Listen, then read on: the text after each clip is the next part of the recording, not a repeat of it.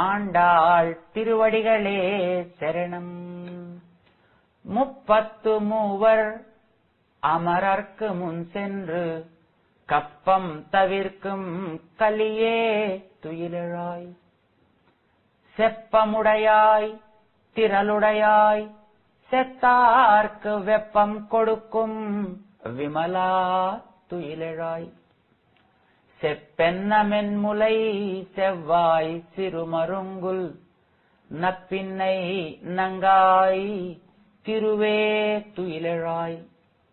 உக்கமும் தட்டொழியும் தந்து உன்மணாளனை இப்போதே எம்மை நீராட்டு ఏలోరెంబావాయి. ఈ పాసురాన్ని నీరాట్టు పాసురం అని కూడా మన వాళ్ళు అంటూ ఉంటారు. అంటే ఏది తాము కోరుకుంటూ వ్రతం అని పేరు పెట్టి బయలుదేరారో దాన్ని ఈవేళ అనుగ్రహించమని అడుగుతున్నారు. ఎమ్మై నీరాట్టు, మమ్మల్ని స్నానం ఆడించు. ఇది స్నాన వ్రతం అని కదా మనం మొదట్లో అనుకున్నాం. ధనుర్మాస వ్రతం, తిరుప్పావై వ్రతం, దీన్ని స్నాన వ్రతం అని కూడా అంటారు. స్నానం చేయడానికనే బయలుదేరతారు వీరంతా. స్నానం చేయించే పరికరాలిచ్చి చేయించమని కృష్ణుడికి వీళ్ళందరినీ అప్పగించారు పెద్దవాళ్ళంతా.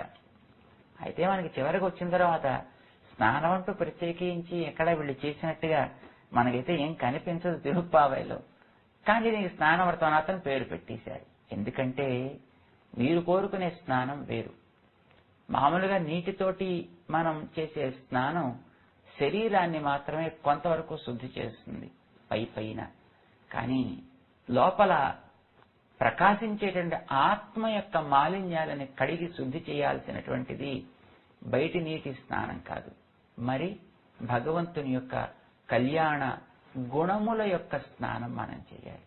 భగవంతుడి యొక్క దివ్య చేష్టలని, భగవంతుడి యొక్క దివ్య గుణాలని మనం స్మరించగలిగితే పదే పదే అదే మనకి స్నానమై ఈ జీవుణ్ణి శుద్ధిపరుస్తుంది, నిర్మలుడిని చేస్తుంది, నిరంజనుడిని చేస్తుంది.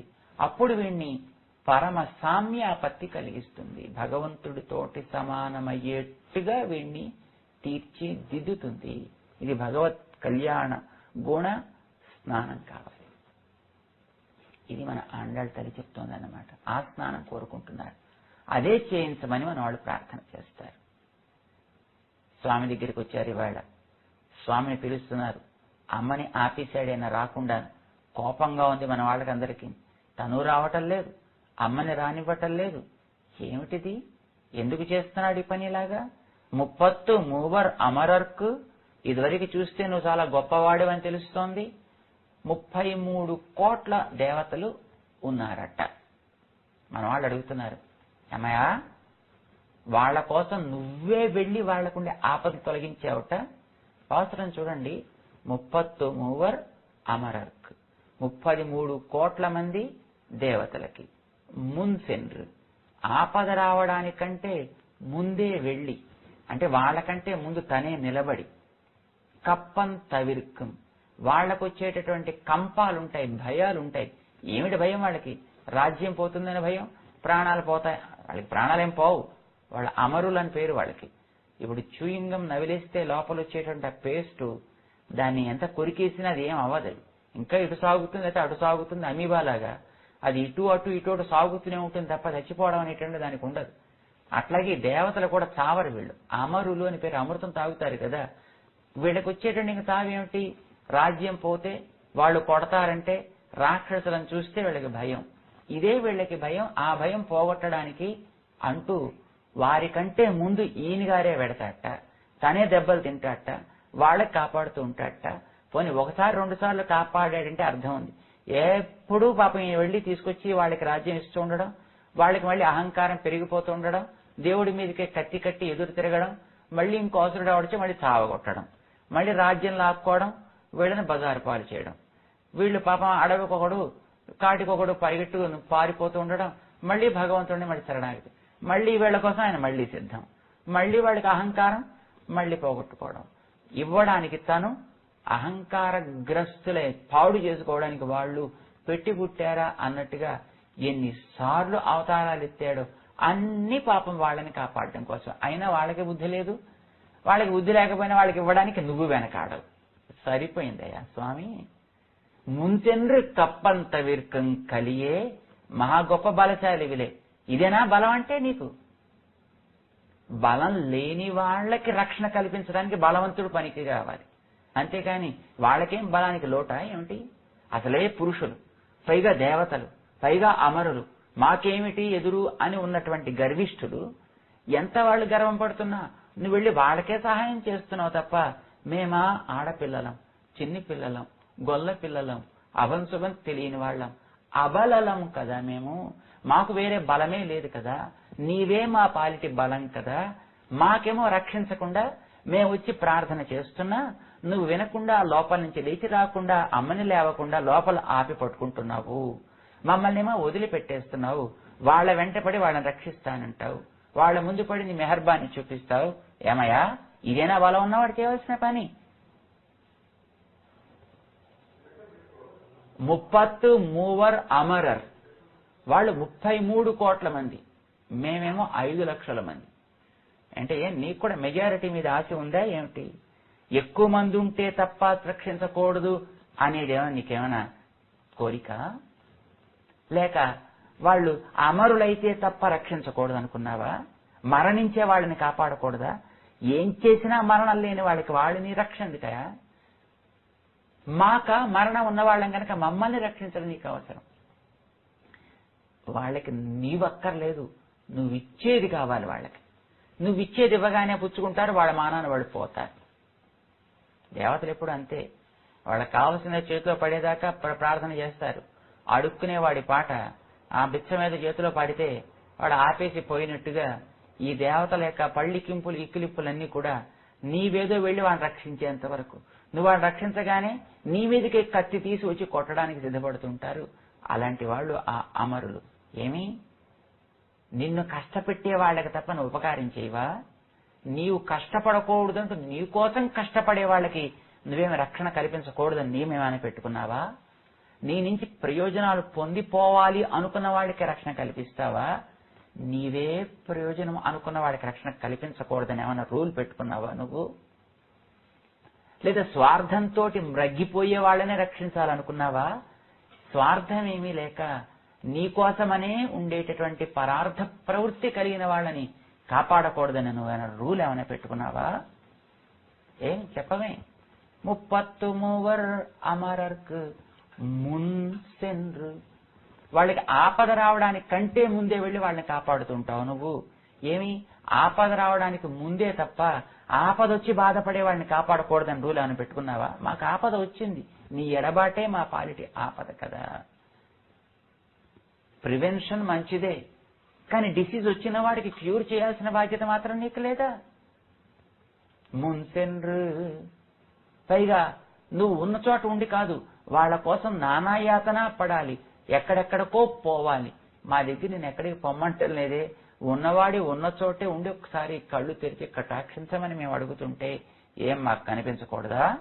మున్ సెన్రు కప్పంత విర్కం, వాళ్లకు ఉండేటువంటి కంపానంతటిని తొలగిస్తావు.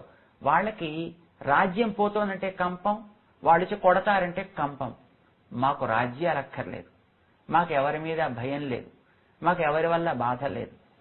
నీకేమైనా కష్టం కలుగుతుంటే మాకు కంపం కలుగుతుందయ్యా. క్షణకాలం నిన్ను ఎడబాయాలంటే మాకు కంపం కలుగుతుందయ్యా.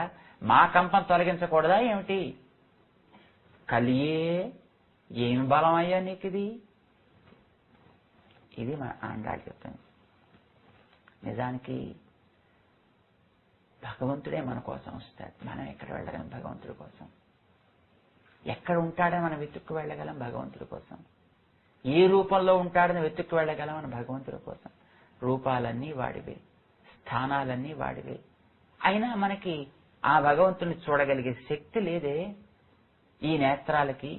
కనుక భగవంతుడి కోసం నువ్వెక్కడికో ఉరుకులు పరుగులు వేసుకుంటూ వెళ్లిపోని అవసరం లేదు, గోళ్ళని నింపేయాల్సిన అవసరం లేదు, దేవుళ్ళకి నిద్ర లేకుండా చేయాల్సిన అవసరం లేదు.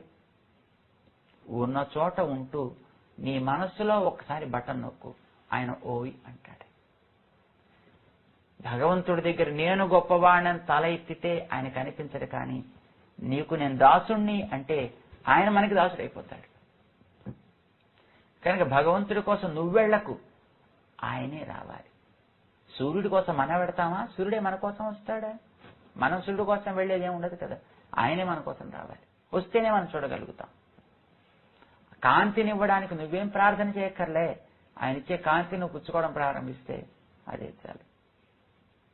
అవునులే, మేము రావటం బహుశా తప్పైనట్టుందా? నువ్వే వచ్చేవాడివి, నువ్వే వచ్చి అవతరించావు. నందగోకులానికి మేమా పిలిచాను నిన్ను?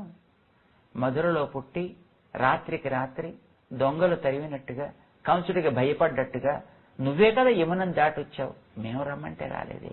అక్కడి నుంచి ఇంత దూరం నువ్వు వస్తే మేమేదో నిన్ను కోరుదామని అక్కడి నుంచి ఇక్కడి దాకా మేము వచ్చేస్తున్నాం. ఆర్తి ఆగక వస్తున్నాం తప్ప తండ్రి, ఈ రావటం ఏదో సాధనం అవుతుంది. ఇది మా కోరిక కానే కాదు. మాలో ఉండే ఆర్తి నువ్వు అర్థం చేసుకోవాలా. మేము రావడం తప్పే అంగీకరిస్తాం, మేము అడగడము తప్పే అంగీకరిస్తాం. మేము అడగక్కర్లేకుండా నువ్వే అహం స్మరామి మద్భక్తం అన్నావు, మాకు తెలుసును. కానీ లోపల ఉండేటటువంటి తపన మమ్మల్ని ఆగనివ్వక అది ఏదో ప్రేరేపిస్తుంటే మేమేదో అడిగిస్తున్నాం. మేము అడగడం తప్పే, మేము రావడం తప్పే, మేము ఇలాగ ప్రార్థన చేయడం తప్పే. నువ్వే అన్ని చేసుకుని మా కోసం కదా ఇంత జగత్తును నువ్వు రచించావు, మమ్మల్ని బాగు చేయడం కోసం కదా. కలియే హే బలశాలి తుయలే రాయ్, నిదురలేవయా. భగవంతుడిని మన వాళ్ళు సుప్రభాత గీతికలు పాడి నిద్ర మేల్కొల్పుతున్నారు. అంటే భగవంతుడు నిద్రపోతాటండి? ఆయన నిద్రపోతే ప్రపంచమంతా ఉంటుందా? ఇలా ప్రశ్న వేసేవాడు ఉన్నారు. నిజమే, ఆయన నిద్రపోవడం అంటే నిజానికి ఆయన విషయంలో నిద్రపోతుండేవాళ్ళం మనం. భగవంతుడిని గుర్తించక పాడిపోయేవాళ్ళం మనం. ఆయన ఎప్పుడు కూడా జాగరూకుడయ్యే ఉంటాడు. కానీ ఈ లోకంలోకి ఒక రూపం ధరించి వచ్చినప్పుడు లౌకికుల వలె ఆయనకు కూడా ఉపచారాలు ప్రేమతోటి మనం చేద్దాం అని అనుకుంటే ఆయన మేల్కొంటాడు. మనం మేల్కాంచి ఉంటే ఆయన విశ్రమిస్తాడు. ఇది భగవంతుడి యొక్క లక్షణం. ఆయనకి మన వలె తామస నిద్ర కాదు, కానీ మనని ఎట్లా రక్షించాలి, ఇంకా ఎట్లా వీడిని ఉపకారం చేయాలి, ఇంకా ఎట్లా వీడిని పైకి తీసుకురావాలి, వీడి కర్మలు ఇంకా ఎట్లా తొలగించాలి, వీడిని ఎట్లా శుద్ధుణ్ణి చేయాలి, ఎట్లా నా యొక్క నిత్యమైనటువంటి స్థానంలో వీడిని ఉంచాలి అని ఆలోచించే ఆలోచనే భగవంతుడి యొక్క నిద్ర. యోగ నిద్ర అని దీనికి పేరు పెట్టారు. ఆదిశేషుడి మీద స్వామి పవ్వడించి ఉంటాడంటే ఎవడైనా తన్ని పిలుస్తాడా అని అతి జాగ్రత్తగా భగవంతుడు వింటూ ఉండేటటువంటి స్థితే తప్ప మనలాగా ఏదో ఆహారం ఎక్కువైపోయి లేకపోతే ఇతర కారణాల చేతనో వచ్చినటువంటి అలసట వల్ల ఏర్పడే నిద్ర లాంటి నిద్ర భగవంతుడిది కానే కాదు. అయితే ఆయన మనం రక్షించాలని ఎదురు చూసేటప్పుడు రక్షణని స్వీకరించడానికి నేనున్నాననే మాటని మనం అనగలగాలి. ఇప్పటిదాకా మన లోకంలో నేనే ఉండగలను, నేనే పని చేసుకోగలను, నేనే సంపాదించుకోగలను, నేనే బాగుపడగలను అంటూ మనం వ్యతిరేక్తులమై తిరుగుతున్నాం. కనుక కాదు కాదు మేము వ్యతిరేక్తులం తండ్రి, నీ రక్షణకి మేము అంగీకారం చేస్తాం, అనుకూలమే అంటే ఆయన లేస్తాడు. లేకపోతే పాప ఆయన ఏం చేయలేడు. ఆయన రక్షిద్దామని అనుకున్నప్పటికీ కూడా మనం ఒప్పుకోకపోతే ఇది ఆయనలో ఉండేటటువంటి ఒక స్వభావం. స్వామి, నీ బలానికి మేము తల ఊగుతున్నామయ్యా, నీ బలం మీదే మేము ఆధారపడ్డవాళ్ళయ్యా. పాండవులు ఎప్పుడు కూడా కృష్ణ బలాహ కృష్ణాస్థితాహ కృష్ణనాథాశ్చ అని అంటారు. వాడికి శ్రీకృష్ణుడు తప్ప వేరొక నాథుడు లేడు, శ్రీకృష్ణుడు తప్ప వారికి వేరొక బలం లేదు, శ్రీకృష్ణుడు తప్ప వారికి వేరొక ప్రాణం లేదు. పాండవులు అట్లా ఉన్నారు కనుకనే వాడు విజయాన్ని పొందగలిగారు. మాకు కూడా అంతేనయ్యా, నీవు తప్ప మాకు వేరే బలం ఏమున్నది కనుక స్వామి మేలుకో. కలియే తుయలడాయ్ సెప్పముడయాయ్ తిరలుడయాయ్. సెప్పం రుజుత్వము కలవాడవు నువ్వు. రుజుత్వం అంటే నీటికుండే లక్షణాన్ని రుజుత్వము అని అంటారు. నీళ్లు చూడండి, ఎప్పుడూ పల్లానికి ప్రవహించినట్టుగా భగవంతుడు క్రింద ఉండే వాళ్ళని పైకి ఉద్ధరించడానికి ఎప్పుడు ప్రవర్తిస్తాడు. నీరన్నిటినీ కలిపి ఉంచినట్టుగా భగవంతుడు అందరిని, ప్రాణులందరినీ కూడా కలిపి ఉంచాలని తాను ప్రయత్నం చేస్తాడు. నీరు ఎందులో పోస్తే ఆ ఆకారం తాను తీసేసుకుంటాడు. గ్లాసులో పోస్తే గ్లాస్ ఆకారం, బిందులో పోస్తే బింది ఆకారం, గ్లాసులో పోస్తే సన్నటి ఆకారం తీసుకుని నేను ఇలాగే ఉంటానండి, ఇంక నేను మారనండి అని అన్నే అనదు. వెంటనే దాని మళ్ళీ బిందులో పోస్తే మళ్ళీ వెడల్పుగాను తను మారిపోతుంది. ఏ రంగు గ్లాసులో పోస్తే ఆ రంగే తనది అన్నట్టుగా దానికి తనకంటూ ఏ రంగు పెట్టుకోదు. ఏ చోట తానుంటే దానికి తగినట్టుగా ప్రవర్తిస్తూ ఉంటుందే. అట్లానే భగవంతుడు కూడా ఈ ప్రాణుల్లో మనందరిలోనూ ఉంటాడు. కానీ నేనున్నాను అని చెప్పుకునే ప్రయత్నం తాను ఎప్పుడూ చేయడు. తానెప్పుడు మనకి అనుకూలుడై మనకి తాను లొంగిపోయినట్టుగా ఉంటూ ఏ పేరు మనం పెట్టుకుంటే ఆ పేరే, ఏ రూపం మనం ఇస్తే ఆ రూపమే. నా పేరు వెంకయ్య అండి, సరే అలాగే. నా పేరు పుల్లయ్య అండి, అలాగే కానీ.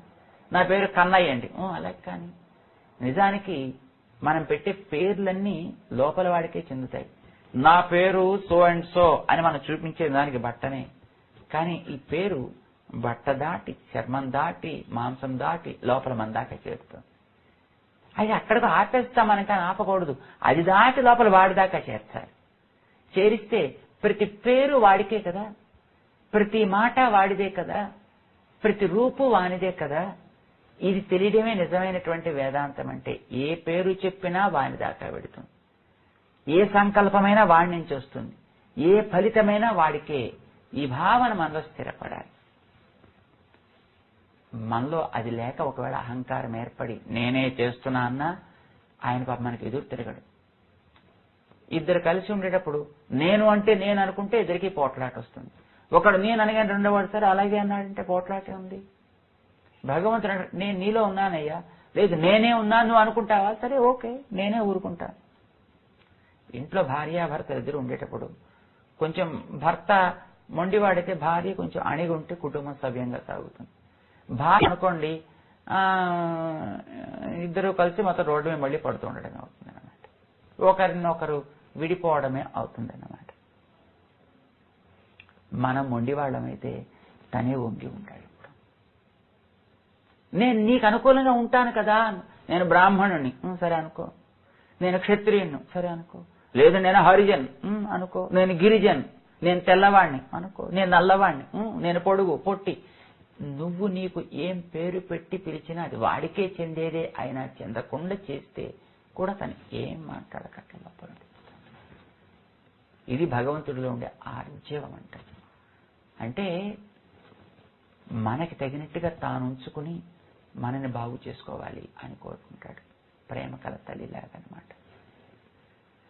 అంతేకాదు ఆయనలో ఏది సంకల్పిస్తాడో అదే మాట్లాడతాడు, ఏది మాట్లాడతాడో అదే చేస్తాడు. ఇది రుజుత్వం. మనలో మూటికి ఎక్కడ కలయిక అనేది ఉండదు. మనస్సులో ఆలోచన వేరే, మాట తీరు వేరే, చేసే పని రెంటికి విరుద్ధం. ఇది మన ప్రవృత్తి. కానీ భగవంతుడి ప్రవృత్తి అట్లా ఉండనే ఉండదు. సెప్పముడయా భక్తుల విషయంలో తాను ఎప్పుడు కూడా రక్షిస్తానని అన్నాడు, చేసి చూపించాడు. తన రుజుత్వాన్ని నిరూపించుకున్నాడు. తిరలుడయాయ్ నీ రుజుత్వాన్ని నిరూపించుకునేటటువంటి శక్తి కలవాడవి కూడా నువ్వు. మనం ఎన్నో మాటలు అనుకుంటాం, అనుకున్న మాటల్ని కార్యంలో పెట్టే శక్తి మనకుండదు. కానీ భగవంతుడికి అట్లా కాదు. ఒకటి అనుకున్నాడంటే అనుకున్న దాన్ని ఆచరించే తీరుతాడైనా.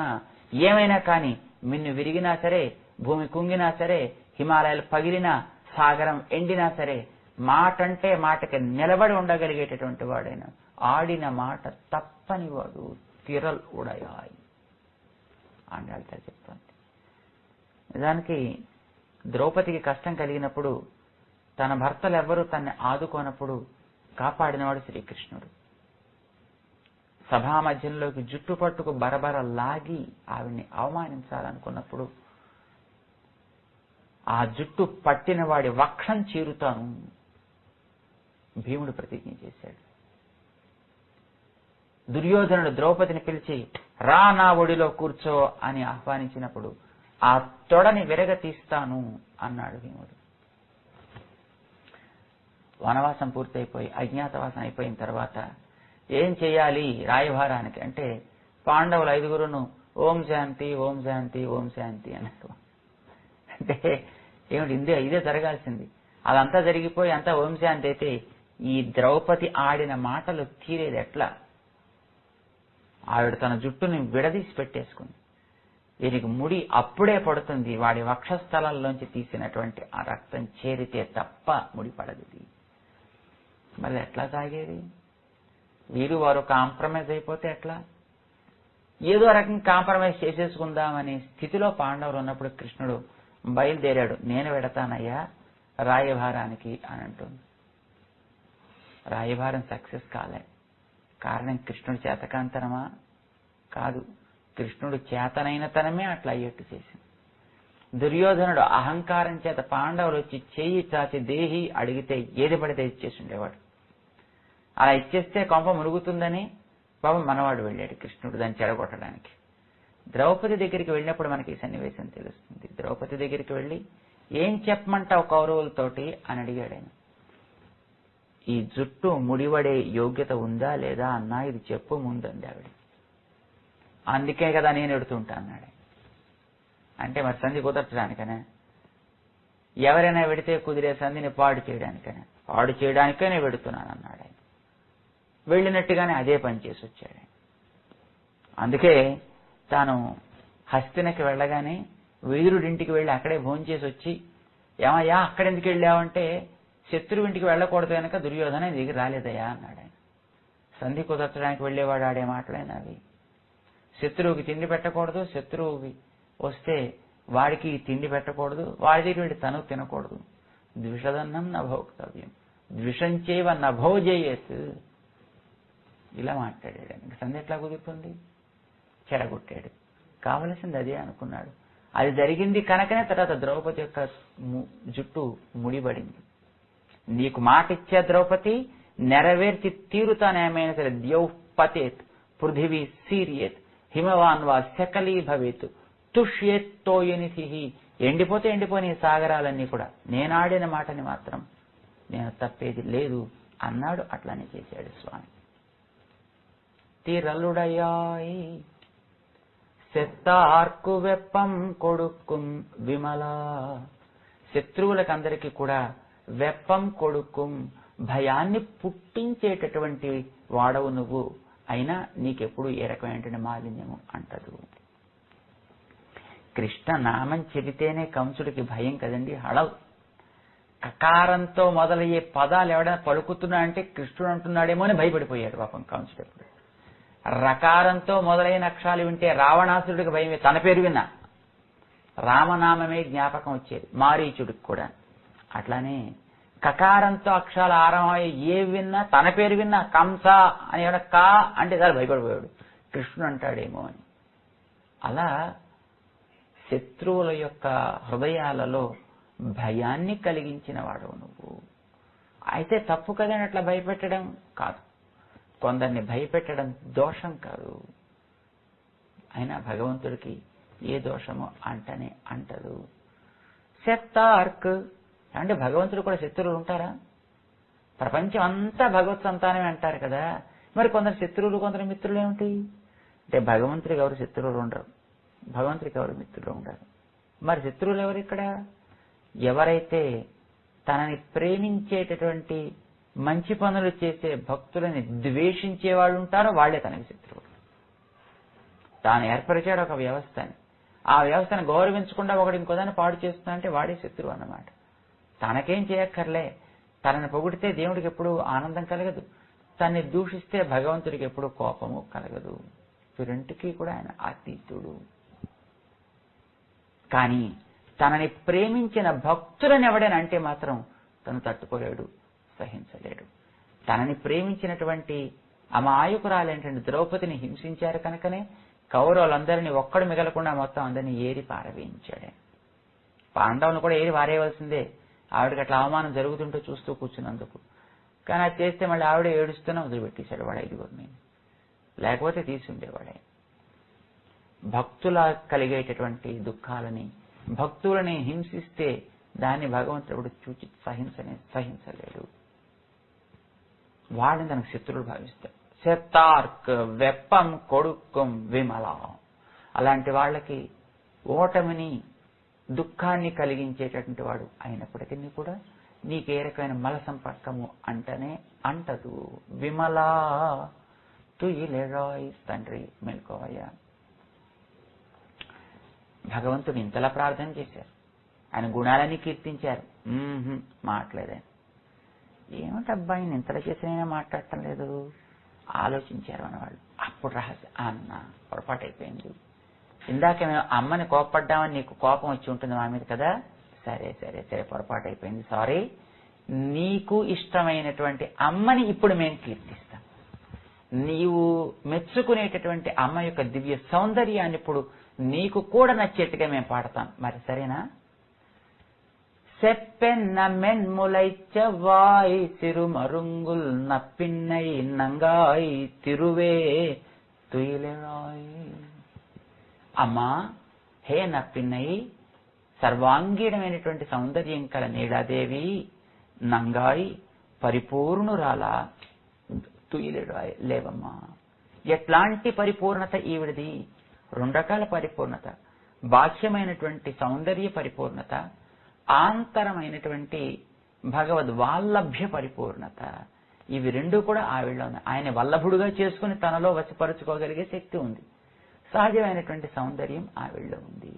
ఏమిటి ఈవిడ సౌందర్యం అంటే, బంగారు భరిణెల వంటి వక్ష సౌందర్యం కలిగిన ఆమె ఈమె. ఇక రెండవది, అందమైనటువంటి అధర సౌందర్యం కలిగిన ఆమె ఈమె. సన్నని నడుము సౌందర్యం కలిగిన ఆమె ఈమె. 3 రకాల అందాన్ని మనవారు వర్ణించారు. ఏమిటి వక్ష సౌందర్యం అంటే, వక్ష హృదయం. హృదయానికి సౌందర్యం లోపల ఉండేటటువంటి ప్రేమ. ఆ ప్రేమ కాలుష్యం లేనిది కావాలి. అంటే ఇతరమైనది కోరనిది, ఇతరులకి చెందనిది, వానికే చెందినది, వానినే కోరేది, వాని ప్రీతికై ప్రవర్తించేది కావాలి. ఇది కలిగినది అమ్మ. ఇలాంటి కలిగినటువంటి జీవులకి ఆదర్శంగా, వారందరికీ కూడా మొదటి ఆమెగా ఉండేది ఆమె. కనుక ఆవిడ చక్కటి వక్ష సౌందర్యం కలది. సెప్పెన్న మెన్ములై సెవ్వాయి, ఎర్రటి అధర సౌందర్యం కలిగినది ఆమె. ఈ అధరం అనేది ఆకర్షకం. ఇది భగవంతుడికి మాటలు చెప్పి వశపరుచుకునేది, మనకి మాటలు చెప్పి చల్లార్చేది, మనని ఓదార్చేది అమ్మ యొక్క సౌందర్యం. ఇది ఒక సౌందర్యం, మధ్య ఒక సౌందర్యం, ఇక నడుము ఒక సౌందర్యం. సిరు మరుంగుల్, సన్నటి నడుము. అసలు నడుము ఉందో లేదో కనిపించచ్చండి.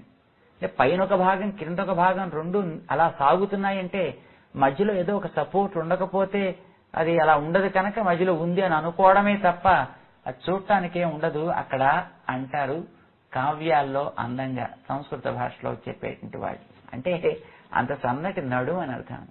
ఇందులో ఒకటి ప్రవృత్తి, ఒకటి నివృత్తి, ఒకటి లోపలికి మనం స్వీకరించడానికి, ఒకటి లోపలి విసర్జించడానికి మనకొచ్చేది. నడువులో ఉండాల్సింది నడుము కదా. అంటే మనం అనుభవించిన, మనం వదిలిన, ఈ రెంటికి మధ్య సపోర్ట్, ఆధారం అనేది భగవద్ రాగం కావాలి. భగవదితరమైన వాటి యందుండేటటువంటి రాగరాహిత్యం కావాలి, విరాగము కావాలి. విరాగమే వైరాగ్యం. నడుముని మన వాళ్ళు రాగంతో పోలుస్తారు. అది ప్రాపంచిక విషయాల్లో సన్నగా ఉండాలి, భగవంతుడి విషయంలో నిరంతరము ఉండాలన్నమాట. కాక ఇది మనలాంటి వాళ్ళకైతే. ఇక అమ్మకైతే అది పరభక్తి, పరజ్ఞాన, పరమాభక్తి అని మన వాళ్ళు చెబుతారు. ఎందుకంటే అమ్మ కూడా జీవకోటిలో చేరినటువంటి ఆమె. అయితే ఈ జీవకోటికి అందరికీ కూడా మొదటి ఆమె, ఆదర్శవంతురాలు అని అర్థం. ఆవిడ పెర్ఫెక్ట్ పర్సనాలిటీ అన్నమాట. అంటే అన్ని గుణాలతోటి పరిపూర్ణంగా ఉండేటువంటి ఆమె అని అర్థం. ఉండాల్సిన గుణాలు ఏమిటి అంటే, ఆకారత్రయ సంపన్నాం అరవింద నివాసిని అశేష జగదీశిత్రీం వందే వరదవల్లభాం అని మన వాళ్ళు స్తోత్రం చేస్తుంటారు తల్లి గురించి. ఆవిడ ఆకారత్రయ సంపన్న, 3 రకాల ఆకారంతో నిండుతనం కలిగిన ఆమె. ఏమిటా 3 రకాలు?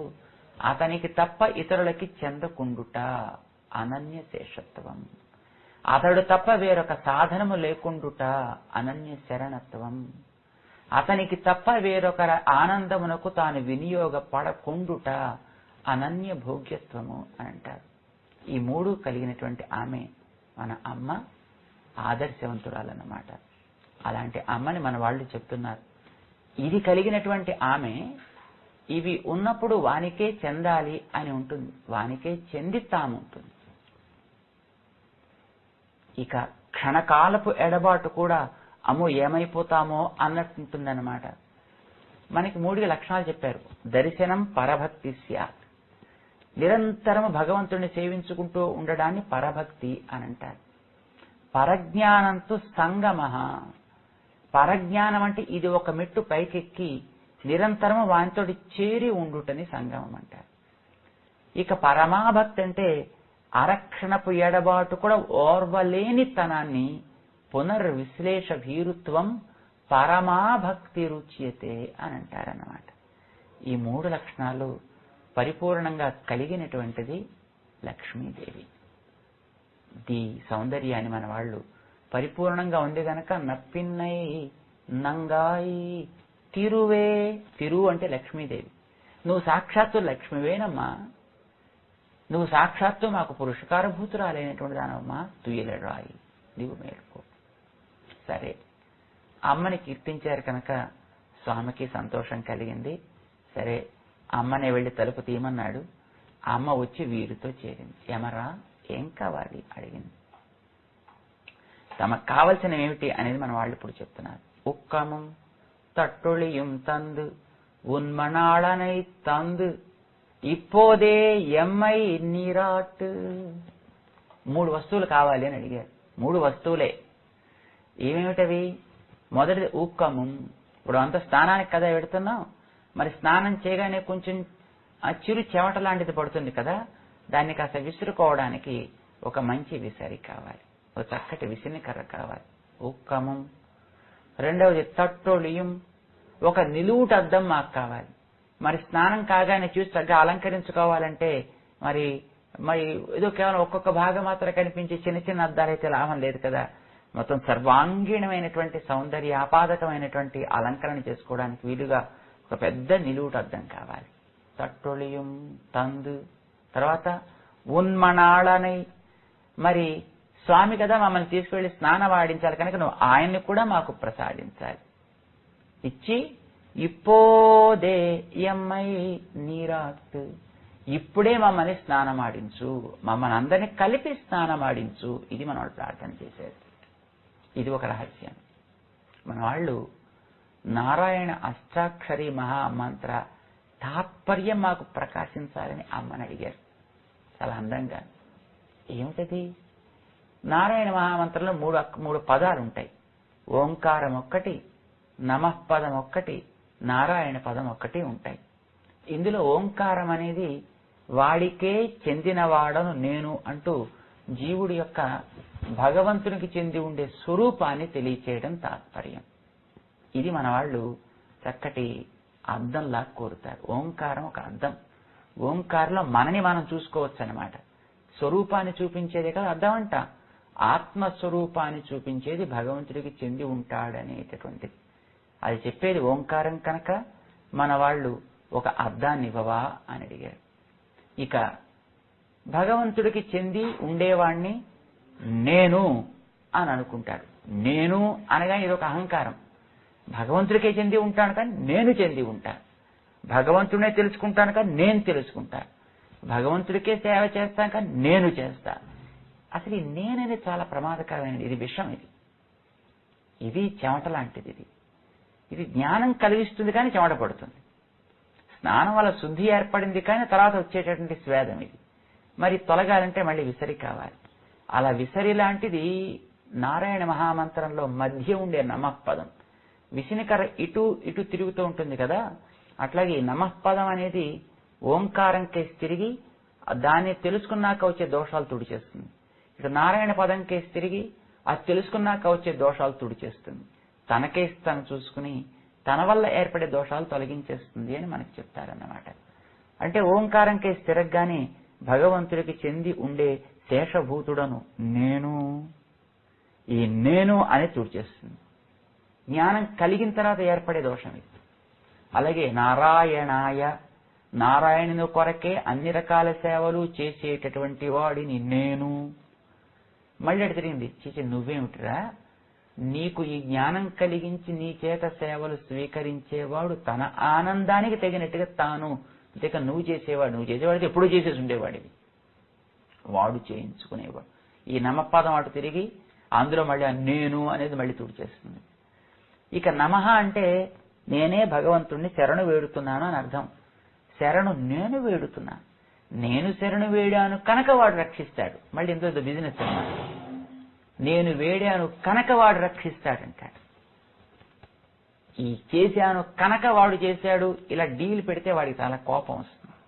అందుకే ఈ నమఃపదం అనేది నమః శరణాగతి చేసేవాణ్ణి, ఈ చేయడం అనేటటువంటిది మహా నా వల్ల జరిగేది కాదు సుమా. ఇది నమః అనేది తనకేసుకోవడం మళ్ళీ ఒకసారి చూసుకుంటుంది. నమః నా మహా, సేవించడం అనేది నా వల్ల జరిగింది కాదు, వాడే నా లోపల ఉండి నన్ను సాధనంగా మలచుకున్నాడు సుమా. ఒకసారి తనలో ఏర్పడే దోషాలు కూడా గుర్తు చేసుకుంటుంది. ఇది విసినికర్ర. కనుక మాకు విసినికర్ర కావాలి, అద్దం కావాలి, ఆ తర్వాత భగవద్జ్ఞానం ప్రకాశించాలి, అప్పుడు భగవద్గుణాలు దాంట్లో ప్రకాశించాలి, అందులో మేము స్నానం ఆడాలి. ఇది తాత్పర్యం. లేకపోతే పత్ని దగ్గరికి వెళ్ళి ఆడపిల్లలంతా మీ స్వామిని మాకిచ్చి మేమంతా స్నానం ఆడేట్టు చెయ్యి అని అంటే అదేమిటో వినడానికి అంత బాగుండదు కదా. బాహ్యంగా చూస్తే అది తప్పు, అది కాదు మన వాళ్ళు కోరేది. జీవులందరూ కూడా భగవంతుడికి చెందిన వారే. ఈ భగవంతుడు అనేది ఒక పెద్ద సరస్సు లాంటిది. ఇది శ్రీకృష్ణ సరస్సు, ఇది హరి సరస్సు. ఇది హరి సరసి విగాహ్య ఆపీయ తేజో జలౌఘం భవమరు పరిఖిన్న క్లేశ మధ్య త్యజామి. ఈ సాంసారిక క్లేశము కలిగిన జీవులందరికీ చేరదగిన స్నానమాడదగిన మడుగు ఒకటే, అది హరి అనేటటువంటి సరస్సు. అక్కడికి చేర్చగలిగింది అమ్మ. దేశికులు అంటాం మనం వారిని. అంటే ఆ స్థానానికి వెళ్ళినప్పుడు ఎవరికి ఆ స్థాన పరిచయం ఉందో వారే మనని అక్కడ తీసుకెళ్ళి అందులో స్నానం ఆడేట్టు చేయించగలుగుతారు. భగవానుడు అనేటటువంటి సరస్సులో పరిచయం కలిగినది మొదట లక్ష్మి కనుక ఆవిడ్ని ముందు పెట్టుకునే మనం వెళ్ళి అందులో స్నానం ఆడాలి తప్ప మరొక రకంగా కాదు. కనుక మన వాళ్ళు మణాళనై తందు అంటే అద్దము విసినకర్ర ఎట్లా అచేతన వస్తువుల్లా నీకు చెంది ఉంటాయో ఆయన నీ దగ్గర అట్లాగే లొంగి ఉండాల్సిందే తల్లి, ఆయన్ని కూడా నీవు ప్రసాదించి స్నానం ఆడించు అంటూ మన వాళ్ళు ఈవేళటి పాటలో నీరాట్టు పాసురంలో అమ్మని స్వామిని ఇరువురిని కలిపి ప్రార్థన చేశారు. అమ్మ అనుగ్రహించింది, వేళ్లతో చేరింది. ఇక అమ్మని ముందు పెట్టుకుని మన ఆండాళ్ స్వామిని ఒక్కడిని మేల్కొలపటానికి రేపు బయలుదేరుతుంది. రేపటి నుంచి ఇక ప్రకరణం స్వామిని ఒక్కడినే మేల్కొలుపుతూ సాగేటటువంటి ప్రకరణంలాగా మనం దర్శిస్తాం. ఆండాళ్ తిరువడిగళే శరణం.